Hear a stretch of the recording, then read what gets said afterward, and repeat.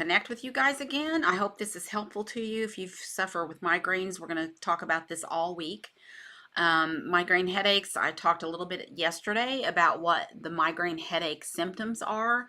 And today I'm just going to talk about a little bit about, like, get a little bit nerdy, sciencey, to kind of go over why migraines occur or what the pathophysiology is of a migraine. So the actual mechanism of action is really actually not completely understood or known, but the theory is that in that prodrome phase, so that phase when you first start getting symptoms, there's constriction of blood vessels within the brain, within the vessels of the brain, and then there's dilation or swelling of the arteries in the skull that cause the head pain. So when there's constriction or dilation of vessels, all the neurotransmitters in the brain are going to be affected, and those will be things like serotonin, dopamine, norepinephrine. There's also an inflammatory component that involves neuropeptides, which are chemical messengers that are made up of small chains of amino acids. And these, when they're sort of activated, they trigger this release of this class of peptides called kinins. These cause inflammation and dilation of vessels. So when the vessels dilate or expand, that applies pressure to the tiny nerve endings found in the brain and other skull structures, and that contributes, excuse me, to the symptoms of the migraine. So basically, to put it simply, when a migraine occurs, there's engorgement of the vessels. I'm so sorry, I got something in my throat.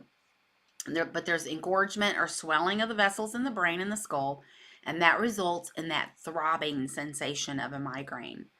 And there's one class of medications that focuses on the dilation of the vessels by causing constriction in order to release pressure on the sensitive structures that are involved that have resulted in the migraine. So what are conventional treatments for migraine headaches? This is all pharmaceutical. Excuse me, I'm so sorry. But initially, like just lifestyle management, initially you're going to avoid the things that trigger your migraine. So that would be stress, flashing lights, a lot of computer time, that sort of thing. If the migraine starts, you get that prodrome phase. If you can, you go get in a dark room and you rest. You apply a cold compress to your forehead and your scalp and your neck, and hopefully that will sometimes abort that migraine. But the main pharmaceutical for aborting a migraine is this class of medications called triptans. And what these are is that they activate vascular serotonin, 5-HT1. In other words, because serotonin is a major player in a migraine headache, these medications affect serotonin in an effort to stop those symptoms. So the thing is, you can't take more than 2 pills, 2 sprays, or injections in a 24-hour period, and no more than 2 to 3 times a week, because overusing this class of medications can lead to what we call rebound headaches. So if you use it too much, you could get headaches because you're using this medication to abort a headache. So another common medication is that class of NSAIDs, which would be your ibuprofen, your Aleve, your Motrin, naproxen, sodium, those medications. But if you use those in excess, you can also get a rebound headache. Another management tool is caffeine. You can drink caffeine, drink a cup of coffee, or, hopefully not a soda, because that's got other stuff in it that could actually make you have a worse headache. But there is a medication that for a long, long time people were prescribing. It was Fiorset, and it had like a barbiturate in it and a caffeine in it, but that's not commonly prescribed anymore. We tried to get away from that one.